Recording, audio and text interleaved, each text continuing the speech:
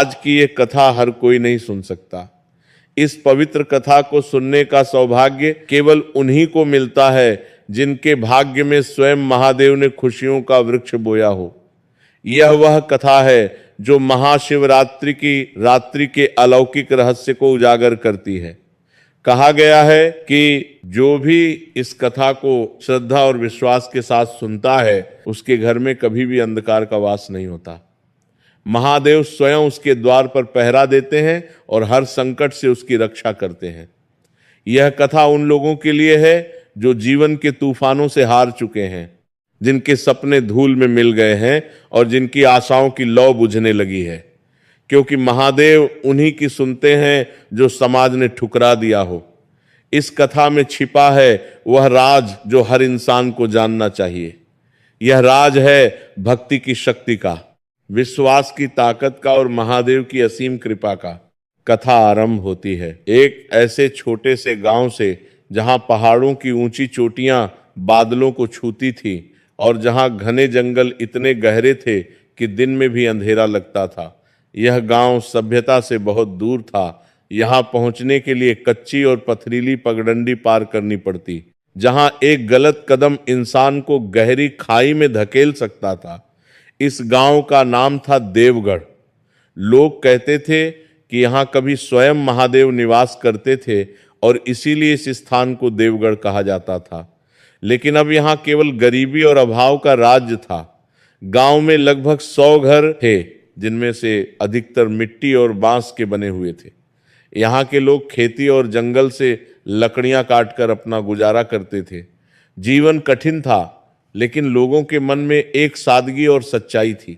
इसी गांव के सबसे अंतिम छोर पर, जहां घने पेड़ों की छाया हमेशा पसरी रहती थी, एक छोटी सी झोपड़ी थी। वह झोपड़ी इतनी पुरानी थी कि उसकी छत पर उगी हुई घास और काई साफ दिखाई देती थी। दीवारें मिट्टी और बांस की बनी थी, जो बरसात ईली होकर कमजोर हो जाती थी।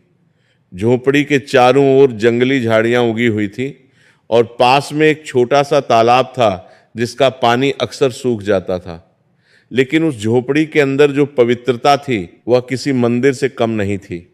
जो भी उस झोपड़ी के पास से गुजरता उसे एक अजीब सी शांति महसूस होती थी। ऐसा लगता था जैसे वहां किसी दैवीय शक्ति का वास हो। उस झोपड़ी में रहती थी विधवा मां गौरी, जिनकी उम्र अब 60 के करीब थी। उनकी पीठ झुक चुकी थी, उनके बाल पूरी तरह सफेद हो गए थे और उनके चेहरे पर गरीबी की गहरी लकीरें खींची हुई थी। उनके हाथ खुरदुरे और कांटों से भरे हुए थे, क्योंकि वे अक्सर जंगल से लकड़ियां और जड़ी बूटियां इकट्ठा करती थी। उनकी साड़ी पुरानी और फटी हुई थी, जिसे उन्होंने कई बार सिलकर ठीक किया था। उनके पैर नंगे रहते थे क्योंकि उनके पास जूते खरीदने के लिए पैसे नहीं थे। लेकिन उनकी आंखों में एक ऐसी चमक थी जो किसी संत की आंखों में होती है। उनके चेहरे पर एक ऐसी शांति थी जो केवल उन्हें मिलती है जिनका मन महादेव में लीन रहता है। गांव के लोग उन्हें पागल समझते थे, लेकिन कुछ बुजुर्ग लोग कहते थे कि माँ गौरी में कोई दैवीय शक्ति है। माँ गौरी के पति का देहांत 20 साल पहले एक दुर्घटना में हो गया था। वे जंगल में लकड़ियां काटने गए थे जब अचानक एक भारी पेड़ उन पर गिर गया था। उस समय नंदी केवल 5 साल का था। तब से माँ गौरी ने अपने इकलौते बेटे को अकेले ही पाला था। वे दिन कितने कठिन थे यह केवल माँ गौरी ही जानती थी। कभी कभी उन्हें और नंदी को कई कई दिन भूखे पेट सोना पड़ता था। कभी ऐसा होता था कि सर्दियों की रातों में ठंड से बचने के लिए उनके पास एक कंबल भी नहीं होता था। लेकिन माँ गौरी ने कभी हार नहीं मानी। उन्होंने अपने बेटे को प्यार से पाला और उसे वे संस्कार दिए जो किसी भी इंसान के लिए सबसे बड़ी संपत्ति होते हैं। नंदी अब 25 साल का युवक था, जिसका शरीर मजबूत था लेकिन जिसका दिल अत्यंत कोमल था। उसकी ऊंचाई अच्छी थी और उसके चेहरे पर एक सादगी थी। उसकी आंखों में वही भोलापन था जो उसकी माँ में था। नंदी को अपनी माँ से बहुत लगाव था। वह अपनी माँ की सेवा को ही अपना धर्म मानता था। वह सुबह अंधेरे में उठता और पहाड़ों की ऊंची चढ़ाई चढ़कर जंगल से लकड़ियां काटने जाता। जंगल में खतरनाक जानवर होते थे, बाघ, भालू और सांप, लेकिन नंदी कभी डरता नहीं था। वह जानता था कि महादेव उसकी रक्षा करेंगे। दिन भर की मेहनत के बाद वह उन लकड़ियों को बाजार में बेचता और जो थोड़े से पैसे मिलते उससे मां के लिए अन्न खरीदता। कभी कभी वह पूरे दिन काम करके केवल 10-20 रुपए ही कमा पाता था, लेकिन वो कभी निराश नहीं होता था। वह हमेशा मुस्कुराता रहता और अपनी मां से कहता, मां चिंता मत करो, महादेव हमारे साथ हैं। मां गौरी के जीवन का केंद्र उनकी झोपड़ी के कोने में स्थापित एक छोटा सा शिवलिंग था। वो शिवलिंग पत्थर का नहीं बल्कि मिट्टी का बना था, जिसे मां गौरी ने स्वयं अपने हाथों से बनाया था। जब नंदी बहुत छोटा था तब एक दिन मां गौरी नदी के किनारे गई थी। वहां उन्हें बहुत साफ और चिकनी मिट्टी मिली थी। उन्होंने उस मिट्टी से अपने हाथों से एक छोटा सा शिवलिंग बनाया था। उन्होंने उसे धूप में सुखाया और फिर अपनी झोपड़ी के सबसे पवित्र स्थान पर स्थापित किया। वह शिवलिंग केवल एक मूर्ति नहीं था, वह मां गौरी की आस्था का प्रतीक था। उस शिवलिंग के सामने एक मिट्टी का दीपक हमेशा जलता रहता था। मां गौरी ने यह नियम बनाया था कि चाहे कुछ भी हो जाए, वह दीपक कभी नहीं बुझना चाहिए। कभी कभी जब उनके पास तेल खरीदने के लिए पैसे नहीं होते थे तो वे अपना खाना छोड़ देती और उन पैसों से तेल खरीदती ताकि महादेव का दीपक जलता रहे। सुबह के 4 बजते ही मां गौरी अपनी टूटी हुई चटाई से उठती, नद ई से पानी भरकर लाती और उस शिवलिंग को स्नान कराती। वह पानी बहुत ठंडा होता था, खासकर सर्दियों में। नदी तक जाने के लिए उन्हें 1 किलोमीटर की पथरीली चढ़ाई चढ़नी पड़ती थी। उनके पैर अक्सर पत्थरों से छिल जाते थे और खून निकलता था, लेकिन वे कभी नहीं रुकती थी। वे कहती थी, महादेव के लिए ये कष्ट कुछ भी नहीं है। उन्होंने तो संसार के लिए विष पिया था, मैं तो केवल थोड़ा सा दर्द सहन कर रही हूं। फिर वे जंगली फूल तोड़कर भोलेनाथ को अर्पित करती। वे फूल कोई महंगे फूल नहीं होते थे, बस जंगल में उगने वाले साधारण सफेद और पीले फूल होते थे, लेकिन मां गौरी उन्हें इतने प्यार से चुनती थी जैसे वे दुनिया के सबसे कीमती फूल हो। और फिर वे घंटों उस शिवलिंग के सामने बैठकर जाप करती, ओम नमः शिवाय, ओम नमः शिवाय, ओम नमः शिवाय। उनकी आवाज इतनी मधुर थी कि सुनने वाले का मन शांत हो जाता था। यह उनका नियम था, उनकी दिनचर्या थी और उनकी जीवन शक्ति थी। उनका पूरा दिन इसी पूजा और जाप में बीतता था। गांव के लोग मां गौरी को पागल समझते थे। वे कहते, ये बुढ़िया मिट्टी के लौंदे की पूजा करती रहती है, इससे पेट थोड़े ही भरेगा। भगवान केवल अमीरों की सुनते हैं, गरीबों की किस्मत में तो भूखे मरना ही लिखा है। गांव की औरतें जब नदी पर पानी भरने जाती तो वे मां गौरी का मजाक उड़ाती, अरे देखो वो पागल औरत फिर आ गई, इसे क्या लगता है भगवान इसकी सुनेंगे? हम तो मंदिर में जाकर पंडित को दान देते हैं, तब भी हमारी मुश्किलें दूर नहीं होती। और ये सोचती है कि मिट्टी के भगवान इसकी सुनेंगे। लेकिन मां गौरी को इन बातों से कोई फर्क नहीं पड़ता था।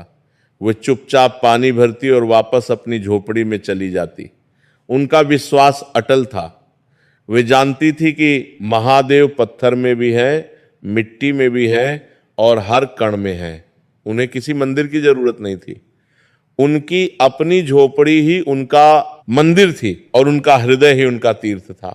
मां गौरी अपने बेटे नंदी से हमेशा कहती, नंदी तू कभी हार मत मानना, महादेव उसी की सुनते हैं जिसका हृदय सच्चा हो। हमारे पास धन नहीं है, पर हमारे पास भक्ति है, और भक्ति से बड़ा कोई धन इस संसार में नहीं। राजा रावण के पास असीम शक्ति थी, लेकिन उसका अहंकार उसे ले डूबा। राजा हरिश्चंद्र के पास सब कुछ था, लेकिन उन्होंने सत्य के लिए सब कुछ त्याग दिया। महादेव ने उन्हें वापस सब कुछ दिया क्योंकि उनका हृदय शुद्ध था। तू भी हमेशा सच्चाई के रास्ते पर चलना, चाहे कितनी भी मुश्किलें आए, कभी गलत रास्ता मत अपनाना, महादेव तेरी रक्षा करेंगे। नंदी अपनी मां की हर बात को दिल से सुनता और उन्हें अपने जीवन में उतारने की कोशिश करता। वह जानता था कि उसकी मां कोई साधारण महिला नहीं है, उनमें कुछ खास है, कुछ दिव्य है। 1 साल फिर बीतने को था और फाल्गुन का महीना आने वाला था। ये वो महीना था जब पूरे देश में महाशिवरात्रि का पवित्र पर्व मनाया जाता था। यह पर्व केवल एक त्योहार नहीं था, यह महादेव से मिलने का एक अवसर था। कहा जाता है कि इस दिन महादेव और माता पार्वती का विवाह हुआ था। इस दिन महादेव ने तांडव नृत्य किया था। इस दिन उन्होंने संसार को प्रलय से बचाया था। मां गौरी हर साल इस दिन का इंतजार करती थी, यह उनके लिए केवल एक त्योहार नहीं बल्कि महादेव से मिलने का एक अवसर था। हर साल वह इस दिन पूरे दिन उपवास रखती, रात भर जागकर शिवलिंग की पूजा करती और सुबह होते ही महादेव का प्रसाद ग्रहण करती। वे पूरी रात ओम नमः शिवाय का जाप करती रहती। उनकी आवाज कभी नहीं थकती थी। ऐसा लगता था जैसे उनके अंदर किसी अलौकिक शक्ति का संचार हो रहा हो। लेकिन इस बार स्थिति अलग थी। इस बार उनकी झोपड़ी में खाने के लिए अन्न का एक दाना भी नहीं था। पिछले 2 महीनों से बारिश नहीं हुई थी और जंगल सूख गया था। लकड़ियां भी कम मिल रही थी। नंदी को काम भी बहुत कम मिल रहा था। लकड़ियां बेचने से जो थोड़े से पैसे आते थे वे भी पिछले महीनों की बीमारी में खर्च हो गए थे। नंदी खुद बीमार हो गया था। उसे बुखार आ गया था जो कई दिनों तक नहीं उतरा। गांव के वैद्य ने जो जड़ी बूटियां दी थी उनके पैसे अभी तक बाकी थे। वैद्य रोज आकर पैसे मांगता था और धमकी देता था कि अगर पैसे नहीं दिए तो वह गांव के मुखिया से शिकायत करेगा। माँ गौरी बहुत चिंतित थी। उन्होंने अपने पास जो भी थोड़ी सी चीजें थी, एक पुरानी कांस्य की थाली, 2 तांबे के बर्तन, सब बेच दिए थे। अब उनके पास बेचने के लिए कुछ भी नहीं बचा था। महाशिवरात्रि अब केवल 5 दिन दूर थी और माँ गौरी के मन में एक भारी चिंता थी। वे सोच रही थी कि इस बार वे महादेव को क्या अर्पित करेंगे। पूजा के लिए फूल तो वे जंगल से तोड़ लेती, लेकिन दीपक जलाने के लिए तेल कहाँ से आएगा? भोग लगाने के लिए फल और मिठाई कैसे जुटाएंगे? मंदिर में बजने वाली घंटी भी उनके पास नहीं थी। अगरबत्ती खरीदने के लिए भी पैसे नहीं थे। और सबसे बड़ी बात, नंदी की तबीयत अभी भी ठीक नहीं थी। वह कमजोर था और पहाड़ों पर चढ़ने की स्थिति में नहीं था। माँ गौरी ने सोचा कि क्या इस बार वे महाशिवरात्रि का व्रत नहीं रख पाएंगी, लेकिन ये सोचकर ही उनका दिल भारी हो गया। उन्होंने पिछले 20 सालों से एक भी महाशिवरात्रि नहीं छोड़ी थी। हर साल चाहे कैसी भी परिस्थिति हो, वे पूरी श्रद्धा से महाशिवरात्रि का व्रत रखती थी। एक रात माँ गौरी अपने शिवलिंग के सामने बैठी और अपने आंसुओं को रोक नहीं पाई। उनकी आंखों से टपकते हुए आंसू शिवलिंग पर गिर रहे थे। वे आंसू केवल पानी की बूंदें नहीं थी, वे एक भक्त की टूटती हुई आशा थी, एक माँ की असहायता थी और एक गरीब औरत की मजबूरी थी। उन्होंने अपने कांपते हुए हाथों को जोड़ा और धीरे से कहा, हे भोलेनाथ, मैं आपसे कब ही कुछ नहीं मांगती। मैं तो केवल आपकी भक्ति में लीन रहती हूँ।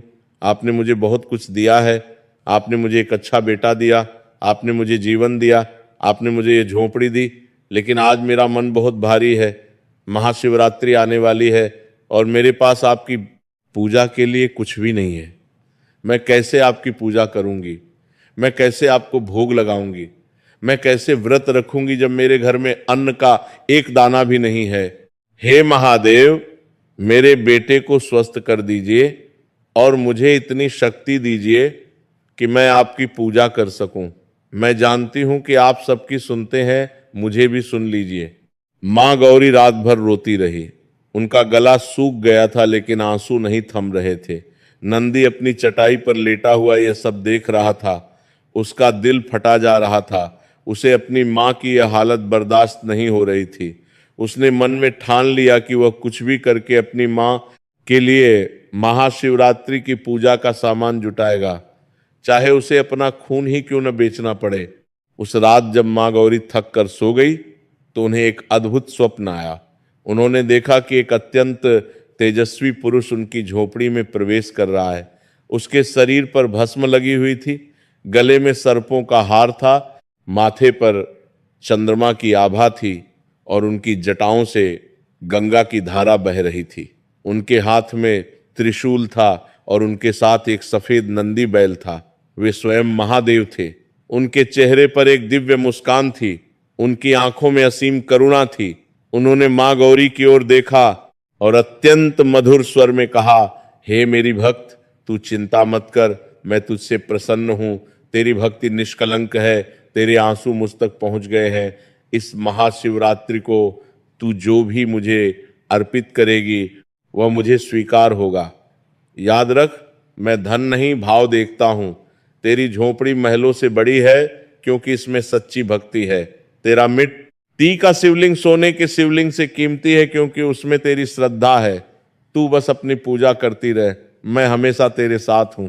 मां गौरी स्वप्न में ही महादेव के चरणों में गिर गई और बोली, हे प्रभु, आप मुझ जैसी नीच और गरीब स्त्री के पास आए, मैं धन्य हो गई। मुझे कुछ नहीं चाहिए, बस आपकी कृपा बनी रहे। महादेव ने अपना हाथ मां गौरी के सिर पर रखा और कहा, तू नीच नहीं, तू मेरी परम भक्त है। इस महाशिवरात्रि को कुछ ऐसा घटेगा जो तेरे और तेरे बेटे के जीवन को बदल देगा। लेकिन याद रख, चाहे कुछ भी हो जाए, तू अपनी भक्ति मत छोड़ना। इतना कहकर महादेव अदृश्य हो गए। मां गौरी अगले दिन सुबह उठी तो उनका मन हल्का था। उन्हें विश्वास हो गया था कि महादेव उनकी सुनेंगे। वह स्वप्न इतना जीवंत था कि उन्हें लगा जैसे महादेव सच में उनसे मिले हो। उन्होंने नंदी को जगाया और कहा, बेटा उठ जा, आज एक नया दिन है। महादेव ने मुझे स्वप्न में दर्शन दिए, अब तू ठीक हो गया है। आज तू जंगल मत जा, महाशिवरात्रि आने वाली है और हमें पूजा की तैयारी करनी है। नंदी ने आश्चर्य से पूछा, लेकिन मां, पूजा की तैयारी तो ठीक है, लेकिन घर में अन्न नहीं है, वैद्य के पैसे भी देने हैं, मुझे लकड़ियां बेचनी होंगी। मां गौरी ने मुस्कुराते हुए कहा, जब महादेव की कृपा हो तो चिंता किस बात की, तू बस मेरा कहा मान। आज तू मेरे साथ पूजा की तैयारी में मदद कर। अगले 4 दिन मां गौरी ने अपनी पूरी शक्ति लगा दी। वे सुबह अंधेरे में उठती, नदी के किनारे जाती और वहां से सबसे सुंदर पत्थर इकट्ठे करती। वे पत्थर साधारण नहीं थे, वे चिकने और गोल थे। मां गौरी उन पत्थरों को लाती और उन्हें अपनी झोपड़ी के पास बैठकर साफ करती। वे उन पर मिट्टी और काई लगी होती थी। मां गौरी उन्हें घंटों रगड़कर साफ करती ताकि वे चमकने लगे। फिर वे उन पत्थरों को पंक्तिबद्ध तरीके से सजाती और उन पर लाल मिट्टी से रंग करती। उन्होंने अपनी झोपड़ी की पूरी सफाई की, दीवारों पर गोबर का लेप किया और छत पर से घास हटाई। उन्होंने झोपड़ी के फर्श को भी गोबर से लीपा और उस पर सफेद चूने से छोटे छोटे रंगोली के डिजाइन बनाए। वे डिजाइन बहुत सुंदर थे। मान गौरी को रंगोली बनाना बहुत पसंद था। जब वे युवा थी तो वे गांव में सबसे अच्छी रंगोली बनाती थी। आज बरसों बाद उन्होंने फिर से रंगोली बनाई। नंदी भी मां का हाथ बटाता। वो जंगल से ताजे फूल और पत्तियां लेकर आता। वो सुबह जल्दी उठ जाता और पहाड़ की चोटी पर जाता जहां सबसे सुंदर जंगली फूल खिलते थे। वह सफेद, पीले, लाल और नीले रंग के फूल तोड़ता। वह बहुत सावधानी से फूल तोड़ता ताकि उन्हें कोई नुकसान न पहुंचे। वह उन फूलों को पत्तों में लपेट कर लाता ताकि वे मुरझाए नहीं। मां गौरी उन फूलों को देखकर बहुत खुश होती। उन्होंने झोपड़ी के प्रवेश द्वार पर आम के पत्तों की बंधनवार लगाई। वे पत्ते नंदी गांव के बगीचे से लाया था। गांव में एक बड़ा आम का पेड़ था जो सबके लिए था।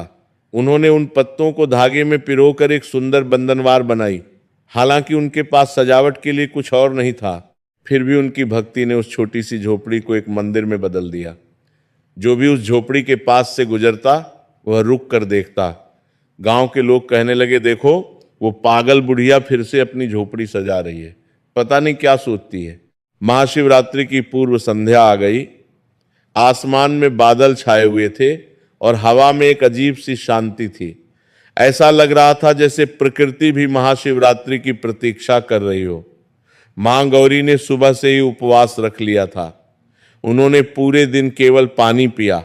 उन्होंने नंदी से भी कहा था कि वह भी उपवास रखे, लेकिन नंदी की तबीयत अभी भी ठीक नहीं थी, इसीलिए मां गौरी ने उसे थोड़ा सा खाने को दिया। उनके पास बस थोड़ी सी रोटी बची थी जो नंदी ने 2 दिन पहले गांव के एक किसान से मेहनत के बदले में ली थी। शाम होते ही गांव के लोग अपने अपने घरों में महाशिवरात्रि की तैयारी में व्यस्त हो गए। गांव के अमीर लोगों के घरों से पकवानों की खुशबू आ रही थी। पूड़ी, हलवा, लड्डू, बर्फी, हर तरह की मिठाइयां बन रही थी। बड़े बड़े दीपक जलाए जा रहे थे। घरों में अगरबत्ती और धूप की सुगंध फैल रही थी। गांव के मंदिर में घंटियों की आवाज गूंज रही थी। पंडित जी मंत्रों का उच्चारण कर रहे थे। गांव के मुखिया ने मंदिर में एक बड़ा भंडारा आयोजित किया था। सैकड़ों लोग वहां जमा थे, लेकिन मां गौरी की झोपड़ी में अभी भी सन्नाटा था। वहां न तो पकवानों की खुशबू थी, न ही दीपक की रोशनी थी। सूरज डूबने लगा और आकाश लाल रंग का हो गया। पक्षी अपने घोंसलों में लौट रहे थे। ठंडी हवा चलने लगी थी। माँ गौरी अपने शिवलिंग के सामने बैठ गई। उनके पास न तो दीपक जलाने के लिए तेल था, न ही भोग लगाने के लिए कुछ था। उनके पास केवल जंगल से तोड़े हुए कुछ सफेद फूल थे और उनका अटूट विश्वास। उन्होंने उन फूलों को शिवलिंग पर चढ़ाया। उन्होंने अपनी आंखें बंद की और अपने मन में महादेव का ध्यान किया। उनके होठों से धीरे धीरे मंत्र निकलने लगा, ओम नमः शिवाय, ओम नमः शिवाय, ओम नमः शिवाय। उनकी आवाज इतनी करुण थी कि सुनने वाले का दिल पिघल जाए। यही वह क्षण था जब कहानी की गति अत्यंत धीमी हो गई। झोपड़ी के बाहर अंधेरा घिरने लगा था। ठंडी हवा चलने लगी थी और पेड़ों की पत्तियां सरसराहट कर रही थी। दूर से गांव के मंदिर की घंटी की आवाज आ रही थी। मां गौरी के चेहरे पर एक अलौकिक शांति थी। उनका पूरा ध्यान महादेव पर था। वे इस संसार को भूल चुकी थी। उन्हें न तो अपनी भूख का एहसास था, न ही अपनी गरीबी का दुख। उनके लिए केवल महादेव थे और उनकी भक्ति। उनकी आंखें बंद थी, लेकिन उनके चेहरे पर एक दिव्य तेज था। ऐसी 200 सित इनकी संसार के तमम्मम। हाँ, लग रहा था जैसे उनके अंदर कोई अलौकिक शक्ति प्रवेश कर रही हो। उनके शरीर में एक हल्की सी कंपन थी। उनके हाथ अपने आप ही जुड़ गए थे और उनके होठों से निरंतर ओम नमः शिवाय की ध्वनि निकल रही थी। नंदी अपनी मां को इस अवस्था में देखकर परेशान हो गया। उसे अपनी मां की चिंता थी। वह जानता था कि उसकी मां ने पूरे दिन कुछ नहीं खाया था। रात होने वाली थी और उसकी मां को व्रत तोड़ने के लिए कुछ चाहिए था। उसने सोचा कि वह किसी तरह अपनी मां के लिए कुछ इंतजाम करे। वह चुपके से झोपड़ी से बाहर निकल गया और गांव की ओर चल पड़ा। उसके मन में एक ही विचार था, अपनी मां के लिए कुछ भोजन लाना, चाहे उसे कुछ भी करना पड़े। गांव के मुख्य मार्ग पर महाशिवरात्रि का मेला लगा हुआ था। चारों ओर रोशनी थी। दुकानों पर रंग बिरंगी सज्जा की गई थी। वहां फल फूल, मिठाई और पूजा की सामग्री बिक रही थी। नारियल, केले, सेब, अंगूर, लड्डू, बर्फी, पेड़े, सब कुछ था। अगरबत्ती, धूप, दीपक, तेल, घी, हर चीज मिल रही थी। नंदी ने एक दुकानदार के पास जाकर विनम्रता से पूछा, भैया, क्या मैं कुछ काम करके थोड़े से फल खरीद सकता हूं? मेरी मां ने पूरे दिन उपवास रखा है और उन्हें व्रत तोड़ने के लिए कुछ चाहिए। दुकानदार ने उसे ऊपर से नीचे तक देखा। नंदी के कपड़े फटे हुए थे और उसके चेहरे पर गरीबी साफ झलक रही थी। दुकानदार ने उसे दुत्कारते हुए कहा, काम? अभी कौन सा काम देगा? यहां मेला लगा है, काम करने का वक्त नहीं है। और वैसे भी तुम जैसे लोगों को काम देने से क्या फायदा? चल भाग यहां से, भीख मांगने वालों की यहां जरूरत नहीं है। दुकानदार के साथ खड़े कुछ लोग हंसने लगे। अरे देखो, गौरी की औलाद आ गई, अपनी पागल मां की तरह यह भी पागल है। नंदी को बहुत बुरा लगा, लेकिन उसने कुछ नहीं कहा। उसकी मां ने उसे सिखाया था कि किसी का बुरा मत सोचो। वह निराश होकर आगे बढ़ा। वह दूसरी दुकान पर गया और वहां भी उसे वही जवाब मिला। तीसरी दुकान पर भी और चौथी दुकान पर भी हर जगह से उसे दुत्कार और अपमान मिला। लोग उसका मजाक उड़ा रहे थे। कोई कह रहा था, इसकी मां को भगवान बनने का शौक है, अब ये भी वैसा ही बन रहा है। कोई कह रहा था, अरे ये लोग काम करना नहीं चाहते, बस भगवान की पूजा में समय बर्बाद करते रहते हैं, इसीलिए गरीब हैं। नंदी के दिल में दर्द हो रहा था, लेकिन वो हार नहीं मानना चाहता था। वो एक मंदिर के पास पहुंचा जहां भारी भीड़ लगी हुई थी। लोग महादेव की पूजा कर रहे थे। मंदिर के बाहर एक बड़ा सा दीपक जल रहा था और अगरबत्ती की सुगंध चारों ओर फैली हुई थी। लोग हाथ जोड़कर महादेव के सामने खड़े थे। कुछ लोग प्रसाद चढ़ा रहे थे। नंदी ने मंदिर के पुजारी से विनम्रता से कहा, पंडित जी, क्या आप मुझे थोड़ा सा प्रसाद दे सकते हैं? मेरी मां पूरे दिन से भूखी है और उन्हें महाशिवरात्रि का व्रत रखा है। पुजारी एक मोटा और घमंडी आदमी था। उसने नंदी को ऊपर से नीचे तक देखा और कठोर स्वर में कहा, प्रसाद तो उन्हीं को मिलता है जो दान दक्षिणा देते हैं। यहां मंदिर में आकर हाथ जोड़ने से कुछ नहीं होता, पैसे देने पड़ते हैं। तेरे पास क्या है? कुछ है तो दे, नहीं तो भाग यहां से। नंदी ने कहा, पंडित जी, मेरे पास पैसे तो नहीं है, लेकिन मैं कोई काम कर सकता हूं। मैं मंदिर की सफाई कर दूंगा या जो भी काम आप कहेंगे। पुजारी ने झल्लाकर कहा, मुझे तेरे काम की कोई जरूरत नहीं है, भाग यहां से, मेरा समय मत खराब कर। नंदी के पास देने के लिए कुछ भी नहीं था। उसका दिल टूट गया था, उसकी आंखों में आंसू आ गए। वह सोच रहा था कि क्या सच में भगवान केवल अमीरों के होते हैं? क्या गरीबों के लिए भगवान के दरवाजे बंद हैं? उसकी माँ तो कहती थी कि महादेव सबके हैं। फिर ये पुजारी उससे पैसे क्यों मांग रहा है? वो खाली हाथ मंदिर से बाहर आया और वापस लौटने लगा। उसका सर झुका हुआ था और उसके कदम भारी थे। उसे लग रहा था कि वह अपनी माँ को निराश कर रहा है। रास्ते में उसे एक बूढ़ा आदमी मिला जो रास्ते के किनारे एक पेड़ के नीचे बैठा था। वह बूढ़ा आदमी बहुत कमजोर लग रहा था और उसके कपड़े फटे हुए थे। उसके बाल पूरी तरह सफेद थे और उसकी दाढ़ी लंबी थी। उसका चेहरा झुर्रियों से भरा हुआ था। वह एक लकड़ी के सहारे बैठा था। नंदी ने उसके पास जाकर पूछा, बाबा, आप यहाँ अकेले क्यों बैठे हैं? आपको कुछ चाहिए? बूढ़े ने कमजोर आवाज में कहा, बेटा, मैं बहुत दूर से आया हूं, मुझे बहुत प्यास लगी है। क्या तू मुझे थोड़ा पानी पिला सकता है? मैं बहुत थक गया हूं। नंदी के मन में तुरंत दया आ गई। उसने कहा, हाँ बाबा, आप यहीं बैठिए, मैं अभी पानी लेकर आता हूं। नंदी भागकर पास के कुएं पर गया। उसने वहां से अपने हाथों की अंजुरी में पानी भरा और बूढ़े के पास लाया। लेकिन तब तक बूढ़े की हालत और खराब हो चुकी थी। नंदी ने सोचा कि केवल अंजुरी का पानी काफी नहीं होगा। उसने इधर उधर देखा। उसे एक टूटा हुआ मिट्टी का घड़ा दिखा। उसने उस घड़े को धोया और उसमें कुएं से पानी भरा। वह पानी बूढ़े के पास लाया और बहुत प्यार से उसे पिलाया। बूढ़े ने पानी पिया तो उसकी जान में जान आ गई। उसने राहत की सांस ली और नंदी की ओर देखा। उसकी आंखों में कृतज्ञता थी। उसने कहा, बेटा, तूने मेरी जान बचा ली, भगवान तुझे सुखी रखे। फिर उस बूढ़े ने नंदी से पूछा, बेटा, तू इतना परेशान क्यों लग रहा है? तेरे चेहरे पर चिंता की लकीरें साफ दिख रही हैं। क्या बात है? मुझे बता, शायद मैं तेरी कुछ मदद कर सकूं। नंदी ने अपनी पूरी कहानी सुनाई। उसने बताया कि कैसे उसकी मां महाशिवरात्रि का व्रत रख रही है और कैसे उनके घर में पूजा के लिए कुछ भी नहीं है। उसने बताया कि कैसे वह पूरे गांव में भटका, लेकिन किसी ने उसकी मदद नहीं कर रहा है ही की। उसने बताया कि कैसे मंदिर के पुजारी ने उसे दुत्कार दिया। नंदी की आवाज में दर्द था।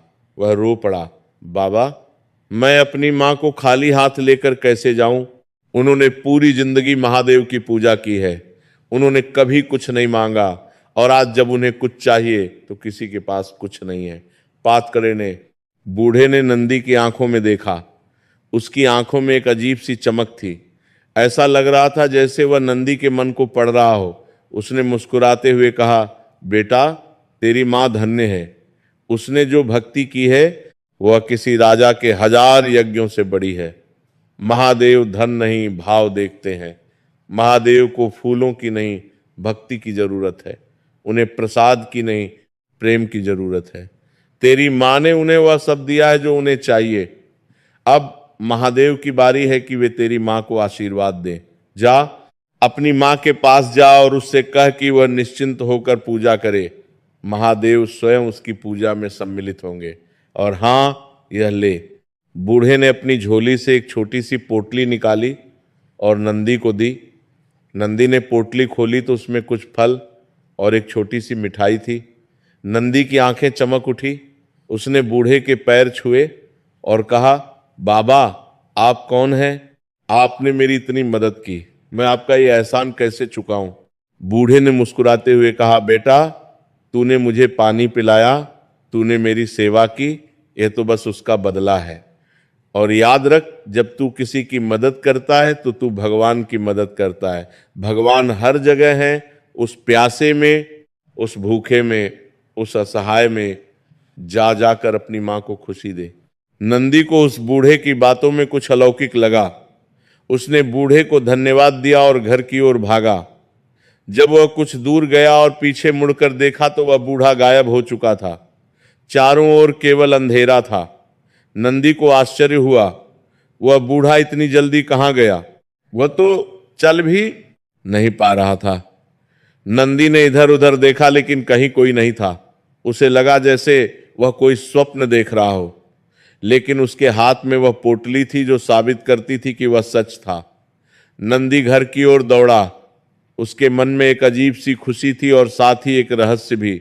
जब वो झोपड़ी में पहुंचा तो देखा कि उसकी मां अभी भी शिवलिंग के सामने बैठी जाप कर रही थी। रात गहरी हो चुकी थी, चारों ओर सन्नाटा था और केवल दूर से आने वाली मंदिर की घंटियों की आवाज सुनाई दे रही थी। चांद निकल आया था और उसकी रोशनी झोपड़ी के अंदर आ रही थी। नंदी ने अपनी मां के पास बैठकर उन्हें सारी बातें बताई। उसने बताया कि कैसे गांव में किसी ने उसकी मदद नहीं की। उसने बताया कि कैसे मंदिर के पुजारी ने उसे भगा दिया, और फिर उसने बताया कि कैसे उसे एक बूढ़ा आदमी मिला जिसने उसे यह पोटली दी। मां गौरी ने वह पोटली खोली। उसमें कुछ केले, एक नारियल और थोड़ी सी मिठाई थी। मां गौरी की आंखों में आंसू आ गए। उन्होंने उस पोटली को अपने सीने से लगा लिया और बोली, बेटा, ये कोई साधारण बूढ़ा नहीं था, ये तो स्वयं महादेव थे। उन्होंने तेरी परीक्षा ली और तू उसमें सफल रहा। तूने उस प्यासे को पानी पिलाया, तूने उसकी सेवा की। यही तो भगवान चाहते हैं। भगवान को हमारे पैसों की नहीं, हमारे प्रेम की जरूरत है। तूने बहुत अच्छा किया बेटा। नंदी को भी अब समझ आ गया कि वह बूढ़ा कोई साधारण आदमी नहीं था। उसे याद आया कि उस बूढ़े की आंखों में कितनी चमक थी, उसकी आवाज में कितनी शक्ति थी। वह कमजोर दिख रहा था, लेकिन उसकी उपस्थिति में एक दिव्यता थी। मां गौरी ने नंदी से कहा, बेटा, अब तू भी मेरे साथ बैठ और महादेव का जाप कर। आज की रात विशेष है। आज महाशिवरात्रि की रात है। इस रात को जो भी सच्चे मन से महादेव का स्मरण करता है, महादेव उसकी हर मनोकामना पूरी करते हैं। यह वह रात है जब धरती और आकाश का मिलन होता है। ये वह रात है जब महादेव हर भक्त के घर आते हैं। आज हम दोनों मिलकर पूरी रात जागेंगे और महादेव का जाप करेंगे। माँ और बेटे दोनों उस छोटी सी झोपड़ी में बैठकर जाप करने लगे। ओम नमः शिवाय, ओम नमः शिवाय, ओम नमः शिवाय। उनकी आवाजें एक साथ मिल रही थी और एक सुंदर संगीत बन रही थी। समय जैसे ठहर गया था, घंटे बीतते गए। 10 बजे, 11 बजे, 12 बजे, आधी रात हो गई। ये वह समय था जब महाशिवरात्रि का सबसे पवित्र क्षण होता है। कहा जाता है कि इसी समय महादेव और माता पार्वती का विवाह हुआ था। इसी समय महादेव ने तांडव किया था और इसी समय उन्होंने संसार को प्रलय से बचाया था। इस समय को निशीथ काल कहा जाता है, जब दिव्य शक्तियां सबसे अधिक सक्रिय होती हैं। अचानक झोपड़ी के अंदर एक अद्भुत घटना घटित होने लगी। वो मिट्टी का दीपक जो बुझा हुआ था, अचानक अपने आप जल उठा। उसकी लौ इतनी तेज थी कि पूरी झोपड़ी उजाले से भर गई। माँ गौरी और नंदी ने अपनी आंखें खोली और यह देखकर आश्चर्यचकित रह गए। वह दीपक बिना तेल के कैसे जल रहा था? उस दीपक की रोशनी साधारण नहीं थी, वह दिव्य थी। उसकी रोशनी में एक अजीब सी गर्माहट थी। माँ गौरी और नंदी को लगा जैसे वे किसी और लोक में हैं। उस दीपक की रोशनी में उन्होंने देखा कि उनका वह छोटा सा मिट्टी का शिवलिंग अब सोने की तरह चमक रहा था। उसके चारों ओर एक दिव्य आभा फैली हुई थी। शिवलिंग के ऊपर जो फूल चढ़ाए गए थे वे अब मुरझाए नहीं थे, बल्कि और भी ताजे हो गए थे। पूरी झोपड़ी में एक मीठी सुगंध फैल गई। यह सुगंध किसी अगरबत्ती की नहीं थी, ये दिव्य सुगंध थी। तभी झोपड़ी के दरवाजे पर किसी के आने की आहट हुई। माँ गौरी और नंदी ने दरवाजे की ओर देखा और जो उन्होंने देखा वो अवर्णनीय था। एक अत्यंत तेजस्वी पुरुष झोपड़ी में प्रवेश कर रहा था। उनका शरीर इतना तेजस्वी था कि उन्हें सीधे देखना मुश्किल था, लेकिन धीरे धीरे जब माँ गौरी और नंदी की आंखें उस तेज की आदी हुई तो उन्होंने देखा कि ये वही पुरुष था जिसे माँ गौरी ने अपने स्वप्न में देखा था, और ये वही बूढ़ा था जिसे नंदी ने पानी पिलाया था। लेकिन अब वे बूढ़े नहीं थे, वे स्वयं महादेव थे। उनके शरीर पर भस्म लगी हुई थी जो चांदी की तरह चमक रही थी। उनके गले में सर्पों का हार था जो जीवित लग रहा था। उनके माथे पर तीसरी आंख थी जिससे एक दिव्य प्रकाश निकल रहा था। उनकी जटाओं से गंगा की धारा बह रही थी। उनके हाथ में त्रिशूल था जो प्रकाश से चमक रहा था। उनके साथ माता पार्वती भी थी, जिनकी सुंदरता अवर्णनीय थी। उनके शरीर से एक दिव्य आभा निकल रही थी। उनके हाथों में कमल के फूल थे और उनकी आंखों में असीम करुणा थी। उनके साथ नंदी बैल भी था जो सफेद और विशालकाय था। मां गौरी और नंदी इस दृश्य को देखकर स्तब्ध रह गए। यह सच था या स्वप्न? क्या महादेव सच में उनकी झोपड़ी में आए हैं? मां गौरी की आंखों से आंसुओं की धारा बह निकली। वे महादेव के चरणों में गिर गई और बोली, हे प्रभु, हे महादेव, हे भोलेनाथ, आप मुझ जैसी नीच और गरीब स्त्री के पास आए। मैं धन्य हो गई, मेरा जन्म सफल हो गया। मैंने तो आपके दर्शन के लिए कभी नहीं सोचा था। मैं तो बस आपकी भक्ति करती थी और आप स्वयं मेरे पास आए। नंदी भी महादेव के चरणों में गिर गया। उसके शरीर में एक कंपन था। वो इतना आश्चर्यचकित था कि वो बोल नहीं पा रहा था। महादेव ने मां गौरी की ओर देखा। उनकी आंखों में असीम प्रेम और करुणा थी। उन्होंने अपना हाथ मां गौरी के सिर पर रखा और बोले, हे मेरी परम भक्त, उठ। मैं तुझसे अत्यंत प्रसन्न हूं। तूने मुझे कुछ नहीं दिया, फिर भी तूने मुझे सब कुछ दे दिया। तूने मुझे अपना प्रेम दिया, अपनी भक्ति दी, अपना समर्पण दिया। तेरी भक्ति में कोई स्वार्थ नहीं था। तूने मुझसे कभी कुछ नहीं मांगा। तू केवल मेरी भक्ति में लीन रही। तूने अपनी गरीबी को कभी अपनी भक्ति में बाधा नहीं बनने दिया। तूने सिखा दिया कि भक्ति धन से नहीं, हृदय से होती है। आज मैं तुझे वरदान देने आया हूं। मांग, तुझे क्या चाहिए? मां गौरी के आंसू रुक नहीं रहे थे। वे महादेव के चरणों को पकड़े हुए थी। उन्होंने कांपती हुई आवाज में कहा, हे भोलेनाथ, मुझे कुछ नहीं चाहिए। आपके दर्शन ही मेरे लिए सबसे बड़ा वरदान है। मैं तो आपकी दासी हूं। मुझे कुछ मांगने का अधिकार नहीं है। बस इतनी कृपा कीजिए कि मेरा बेटा सदा आपकी भक्ति में लीन रहे और संसार के लोग कभी भूखे न सोएं। जो भी दुखी हो, परेशान हो, गरीब हो, उन सबकी आप रक्षा करें। महादेव मुस्कुराए। उनकी मुस्कान में असीम प्रेम था। उन्होंने कहा, तेरी यह इच्छा पूरी होगी, लेकिन मैं तुझे एक और वरदान देता हूं। आज से तेरी यह झोपड़ी एक मंदिर बन जाएगी। यहां दूर दूर से लोग आएंगे और यह स्थान सिद्ध पीठ कहलाएगा। जो भी यहां आकर सच्चे मन से पूजा करेगा, उसकी हर मनोकामना पूरी होगी। तेरा बेटा नंदी इस मंदिर का पुजारी होगा और तेरे वंशज पीढ़ी दर पीढ़ी मेरी सेवा करेंगे। तेरी गरीबी अब समाप्त होगी और तू अपना बाकी जीवन सुख और शांति से बिताएगी। माता पार्वती ने मां गौरी को अपने हाथों से उठाया। उन्होंने मां गौरी को गले लगाया और कहा, हे माता, तुम धन्य हो। तुमने दुनिया को सिखा दिया कि भक्ति किसे कहते हैं। तुमने सिखा दिया कि महादेव को पाने के लिए धन की नहीं, हृदय की शुद्धता की जरूरत होती है।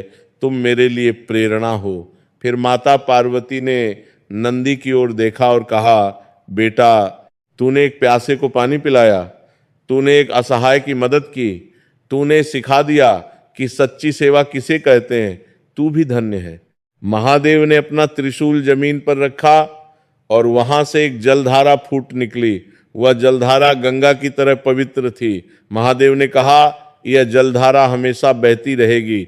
इस जल में दिव्य शक्ति है। जो भी इस जल को पिएगा वह सभी रोगों से मुक्त हो जाएगा। फिर महादेव ने उस मिट्टी के शिवलिंग को छुआ और वह शिवलिंग सोने का हो गया। लेकिन मां गौरी ने कहा, नहीं प्रभु, मुझे सोने का शिवलिंग नहीं चाहिए। मुझे तो मेरा मिट्टी का शिवलिंग ही पसंद है, क्योंकि उसे मैंने अपने हाथों से बनाया है। महादेव ने प्रेम से मुस्कुराते हुए कहा, ठीक है, तेरी ये इच्छा भी पूरी होगी। ये शिवलिंग फिर से मिट्टी का हो जाएगा, लेकिन इसमें अब दिव्य शक्ति होगी। जो भी इस शिवलिंग को छुएगा उसके सभी दुख दूर हो जाएंगे। अगले ही पल महादेव और माता पार्वती अदृश्य हो गए, लेकिन उस झोपड़ी में जो दिव्यता छा गई थी वह बनी रही। वह दीपक अभी भी जल रहा था, वह जलधारा बह रही थी और उस झोपड़ी में एक दिव्य सुगंध भर गई थी। मां गौरी और नंदी कुछ देर तक वहीं बैठे रहे। उन्हें विश्वास नहीं हो रहा था कि जो कुछ हुआ वह सच था, लेकिन वह जलधारा, वह सुगंध, वह प्रकाश सब साबित कर रहे थे कि यह सच था। सुबह होते ही गांव के लोगों ने देखा कि मां गौरी की झोपड़ी से एक अलौकिक प्रकाश निकल रहा है। जब लोग वहां पहुंचे तो उन्होंने देखा कि वह छोटा सा मिट्टी का शिवलिंग एक दिव्य आभा से चमक रहा था। झोपड़ी के चारों ओर फूलों की सुगंध फैली हुई थी और एक अदृश्य घंटे की आवाज गूंज रही थी। झोपड़ी के बाहर एक जलधारा बह रही थी जो पहले कभी नहीं थी। लोगों ने जब उस जल को पिया तो उनके सभी रोग दूर हो गए। एक व्यक्ति जो बरसों से लंगड़ा था वह चलने लगा। एक औरत जो बरसों से बांझ थी उसे बच्चे का वरदान मिल गया। एक बूढ़े की आंखों की रोशनी लौट आई। गांव के लोग आश्चर्यचकित थे। उन्हें समझ आ गया कि यहां कुछ दैवीय घटा है। वे सब मां गौरी के चरणों में गिर गए और माफी मांगी। माता, हमने आपका मजाक उड़ाया, हमने आपको पागल कहा, लेकिन असल में पागल तो हम थे। आप तो साक्षात देवी हैं। महादेव ने आपको चुना, हमें माफ कर दीजिए। मां गौरी ने उन सबको उठाया और कहा, मैं कोई देवी नहीं हूं, मैं तो बस महादेव की एक दासी हूं। महादेव ने मुझ पर कृपा की। आप सब भी महादेव की भक्ति करें, वे सबकी सुनते हैं। धीरे धीरे ये खबर पूरे क्षेत्र में फैल गई। दूर दूर से लोग वहां आने लगे। हर कोई उस शिवलिंग के दर्शन करना चाहता था, हर कोई उस जलधारा का पानी पीना चाहता था। मां गौरी की भक्ति की कहानी हर किसी की जुबान पर थी। लोग कहने लगे कि देवगढ़ में एक ऐसी महिला है जिसकी भक्ति ने महादेव को प्रसन्न कर दिया। नंदी ने अपनी मां के निर्देशन में उस स्थान को एक मंदिर का रूप दिया। गांव के लोगों ने मिलकर एक सुंदर मंदिर बनवाया। उस मंदिर में वह शिवलिंग स्थापित किया गया। मंदिर के बाहर वह जलधारा बहती रही। मां गौरी और नंदी उस मंदिर के पुजारी बने। अब उनके पास धन की कोई कमी नहीं थी। दूर दूर से आने वाले श्रद्धालु दान दक्षिणा देते और मां गौरी उस धन का उपयोग गरीबों की सेवा में करती। उन्होंने गांव में एक भोजनालय खोला जहां गरीब लोगों को मुफ्त भोजन मिलता था। उन्होंने एक धर्मशाला बनवाई जहां यात्री रुक सकते थे। उन्होंने गांव के बच्चों के लिए एक पाठशाला खोली। मां गौरी हर किसी की मदद करती। वे कहती, महादेव ने मुझे इतना दिया है, अब मेरा कर्तव्य है कि मैं दूसरों की मदद करूं। वर्षों बीत गए। मां गौरी की उम्र अब बहुत हो चुकी थी। उनका शरीर कमजोर हो गया था, लेकिन उनकी भक्ति में कोई कमी नहीं आई थी। वे अब भी हर दिन उस शिवलिंग के सामने बैठकर जाप करती थी। नंदी अब बड़ा हो गया था। उसकी शादी हो गई थी और उसके बच्चे भी थे। मंदिर की व्यवस्था अब नंदी देखता था, लेकिन मां गौरी अब भी सबसे पहले मंदिर पहुंचती और सबसे अंत में जाती। एक दिन जब महाशिवरात्रि का पर्व फिर से आया, मां गौरी ने नंदी से कहा, बेटा, अब मेरा समय आ गया है। महादात, ये मुझे अपने पास बुला रहे हैं, मैं ये शरीर छोड़कर उनके पास जा रही हूं। नंदी के आंसू रुक नहीं रहे थे। उसने कहा, मां, आप ऐसा मत कहिए, आप हमेशा हमारे साथ रहेंगी, आपके बिना मैं कैसे रहूंगा। मां गौरी ने मुस्कुराते हुए कहा, बेटा, इस शरीर का नाश तो तय है, लेकिन आत्मा अमर है। मैं हमेशा तेरे साथ रहूंगी। जब भी तू इस शिवलिंग के सामने बैठेगा तुझे मेरी उपस्थिति महसूस होगी। तू बस महादेव की भक्ति में लीन रहना, और हाँ, हर महाशिवरात्रि को इस मंदिर में एक विशेष पूजा करना, गरीबों को भोजन कराना और जरूरतमंदों की मदद करना, यही महादेव की सच्ची सेवा है। उसी रात महाशिवरात्रि की पूर्णिमा पर मां गौरी ने अपने प्राण त्याग दिए। वे शिवलिंग के सामने बैठी हुई थी और उनके होठों पर ओम नमः शिवाय का मंत्र था। उनके चेहरे पर एक दिव्य शांति थी। ऐसा लग रहा था जैसे वे सो रही हो। उनके चेहरे पर कोई दर्द नहीं था, कोई चिंता नहीं थी, केवल एक मधुर मुस्कान थी। लोगों ने कहा कि मां गौरी को महादेव ने स्वयं अपने धाम में स्थान दिया है। उनका शरीर छोड़ते समय पूरे मंदिर में एक दिव्य सुगंध फैल गई थी और मंदिर की घंटी अपने आप बजने लगी थी। लोगों ने देखा था कि एक दिव्य प्रकाश मां गौरी के शरीर से निकला और आकाश में विलीन हो गया। नंदी को बहुत दुख हुआ, लेकिन उसे अपनी मां की अंतिम इच्छा याद थी। उसने अपनी मां की आज्ञा का पालन किया। उसने हर महाशिवरात्रि को एक विशाल भंडारा आयोजित किया। हजारों लोग वहां आते और भोजन करते। उस मंदिर की महिमा दिन पर दिन बढ़ती गई। लोग कहते थे कि यहाँ जो भी सच्चे मन से महादेव की पूजा करता है उसकी हर मनोकामना पूरी होती है। कई चमत्कारी घटनाएं वहां होने लगी। बीमार लोग स्वस्थ हो जाते, निसंतान दंपति को संतान का सुख मिलता, गरीब लोग समृद्ध हो जाते। मंदिर की वह जलधारा आज भी बहती है और उसका पानी आज भी रोगों को दूं अर्घ करता है। वर्षों बाद जब नंदी भी बूढ़ा हो गया, उसने अपने बेटे को मंदिर का पुजारी बनाया। उसने अपने बेटे को वही शिक्षा दी जो उसकी मां ने उसे दी थी, भक्ति में ही मुक्ति है। महादेव धन नहीं, भाव देखते हैं। गरीबों की सेवा ही महादेव की सच्ची पूजा है। कभी भी अपनी भक्ति में अहंकार मत लाना, हमेशा विनम्र रहना, याद रखना। बरकन हमारी दादी ने क्या सिखाया था, उन्होंने बिना कुछ मांगे महादेव की भक्ति की और महादेव ने उन्हें सब कुछ दे दिया। नंदी के बेटे ने यह शिक्षा अपने बेटे को दी और उसके बेटे ने अपने बेटे को। इस तरह पीढ़ी दर पीढ़ी यह परंपरा चलती रही। आज भी वह मंदिर खड़ा है। आज भी हर महाशिवरात्रि को वहाँ एक विशाल मेला लगता है, दूर दूर से लोग वहाँ आते हैं। वह मंदिर आज गौरी शंकर मंदिर के नाम से प्रसिद्ध है। मंदिर के अंदर वो मिट्टी का शिवलिंग आज भी है जो दिव्य शक्ति से भरा हुआ है। मंदिर के बाहर वह जलधारा आज भी बहती है। लोग कहते हैं कि इस मंदिर में महादेव की विशेष कृपा बरसती है। जो भी यहाँ सच्चे मन से पूजा करता है उसकी मनोकामना पूरी होती है। मंदिर की दीवारों पर माँ गौरी की कहानी लिखी हुई है। हर साल हजारों लोग आते हैं और उस कहानी को पढ़ते हैं, उन्हें प्रेरणा मिलती है। वे समझ जाते हैं कि भक्ति के लिए धन की नहीं, हृदय की पवित्रता की जरूरत होती है। कई लोग जो जीवन से हार चुके थे, जिन्होंने आत्महत्या करने का सोचा था, वे इस कहानी को सुनकर फिर से जीने की प्रेरणा पाते हैं। वे समझ जाते हैं कि महादेव हमेशा अपने भक्तों के साथ हैं, चाहे कितनी भी मुश्किलें क्यों ना हो। अगर हमारा विश्वास मजबूत है तो महादेव हमारी रक्षा करते हैं। मंदिर के पुजारी हर आने वाले व्यक्ति को माँ गौरी की कहानी सुनाते हैं। वे बताते हैं कि कैसे एक गरीब विधवा महिला ने अपनी अटूट भक्ति से महादेव को प्रसन्न किया। वे बताते हैं कि कैसे महादेव ने एक साधारण झोपड़ी को मंदिर में बदल दिया।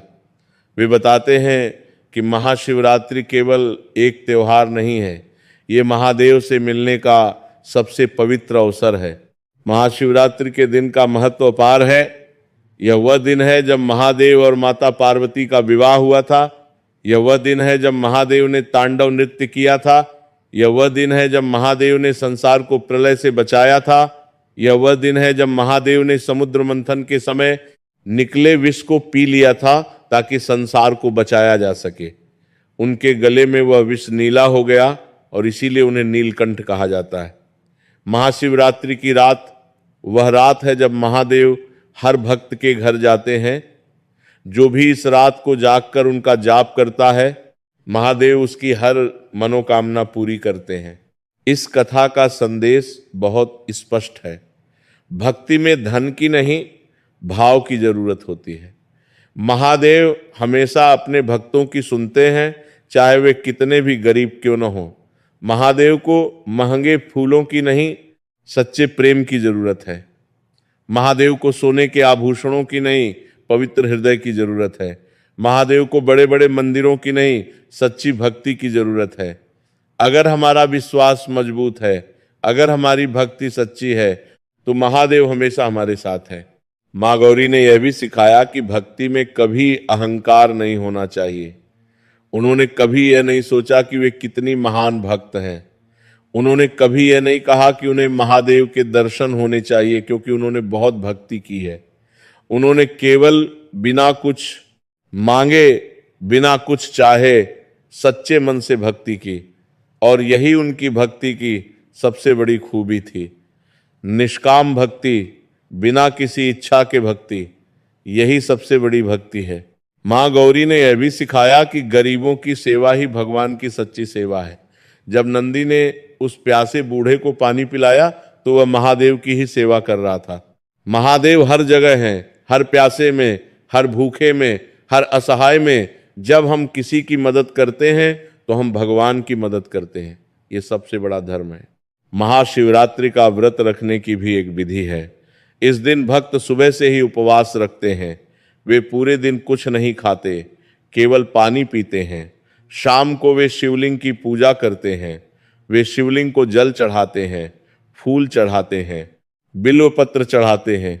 बिल्व पत्र महादेव को बहुत प्रिय है। फिर वे रात भर जागते हैं और महादेव का जाप करते हैं। ओम नमः शिवाय, ये पंचाक्षर मंत्र महादेव का सबसे शक्तिशाली मंत्र है। इस मंत्र के जाप से सभी पाप नष्ट हो जाते हैं और मन शुद्ध हो जाता है। सुबह होने पर वे अपना व्रत तोड़ते हैं। लेकिन महाशिवरात्रि का व्रत केवल एक कर्मकांड नहीं है, यह एक आध्यात्मिक यात्रा है। जब हम पूरी रात जागकर महादेव का जाप करते हैं तो हम अपने भीतर की यात्रा करते हैं। हम अपने मन को शांत करते हैं, हम अपनी आत्मा को पवित्र करते हैं, हम महादेव के करीब जाते हैं। ये रात एक आध्यात्मिक जागरण की रात है। महादेव बहुत दयालु हैं। उन्हें भोलेनाथ कहा जाता है क्योंकि वे बहुत सरल हैं। उन्हें प्रसन्न करना बहुत आसान है, बस सच्चे मन से उनका नाम लेना है। वे अपने भक्तों को कभी निराश नहीं करते। चाहे भक्त कितना भी बड़ा पापी क्यों ना हो, अगर वो सच्चे मन से महादेव की शरण में आता है तो महादेव उसे माफ कर देते हैं और उसे मोक्ष का मार्ग दिखाते हैं। महादेव का एक और नाम है आशुतोष, जो जल्दी प्रसन्न हो जाते हैं। एक भक्त को बस सच्चे मन से पुकारना है और महादेव वहां पहुंच जाते हैं। माँ गौरी की कहानी इसका सबसे बड़ा उदाहरण है। उनके पास कुछ भी नहीं था, न धन, न सोना, न महंगे फूल, लेकिन उनके पास सच्ची भक्ति थी और यही काफी थी। ये कथा हमें यह भी सिखाती है कि कभी भी परिस्थितियों से हार नहीं माननी चाहिए। माँ गौरी की जिंदगी कितनी कठिन थी। वह गरीब थी, विधवा थी, उनके पास कुछ भी नहीं था। गांव के लोग उनका मजाक उड़ाते थे, लेकिन उन्होंने कभी हार नहीं मानी।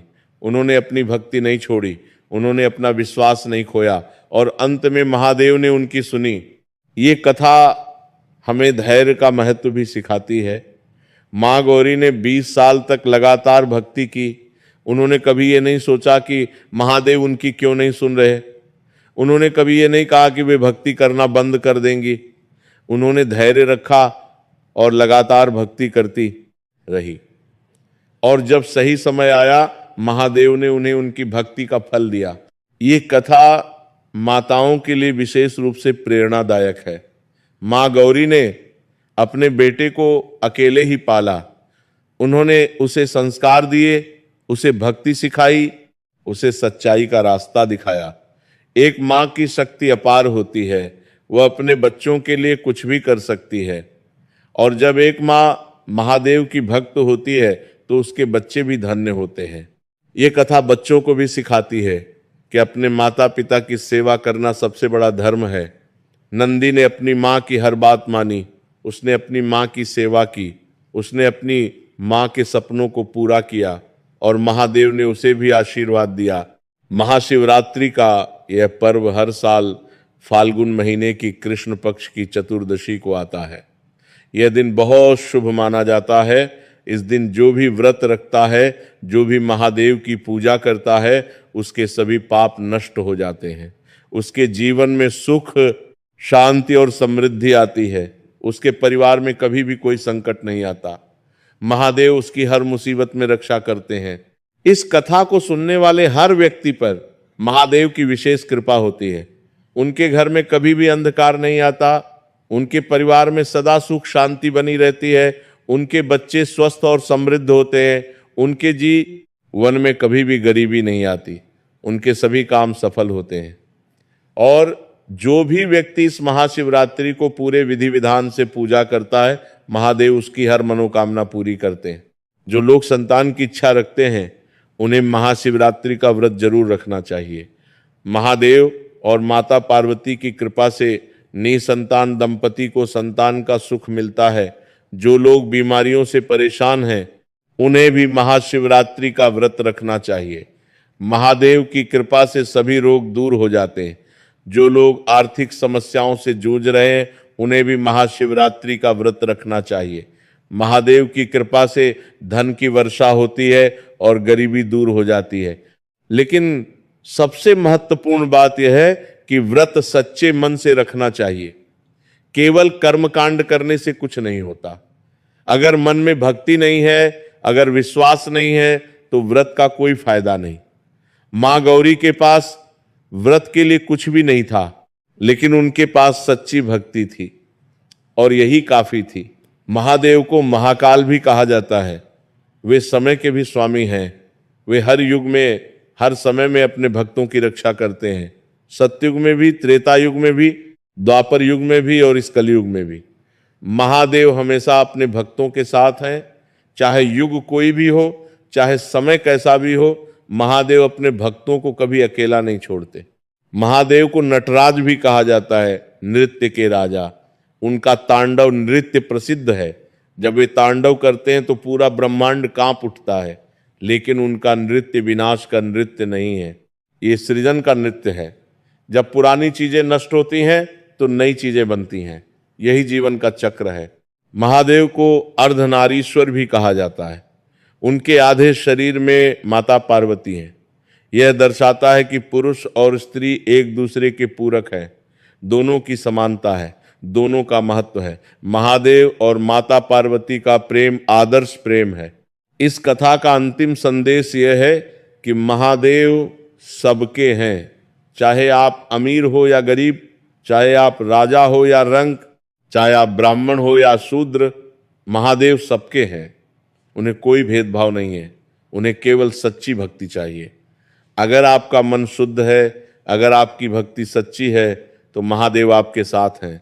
तो इस महाशिवरात्रि को सच्चे मन से महादेव का व्रत रखिए, उनकी पूजा कीजिए, उनका जाप कीजिए और देखिए कि कैसे आपके जीवन में खुशियों का सूर्योदय होता है। महादेव की कृपा से सभी दुख दूर हो जाते हैं और जीवन में शांति और समृद्धि आती है। ओम नमः शिवाय। हर हर महादेव। जय भोलेनाथ, जय महाकाल, जय नीलकंठ, जय त्रिलोकीनाथ, जय शंभु, जय शंकर। इति श्री महाशिवरात्रि कथा संपूर्ण।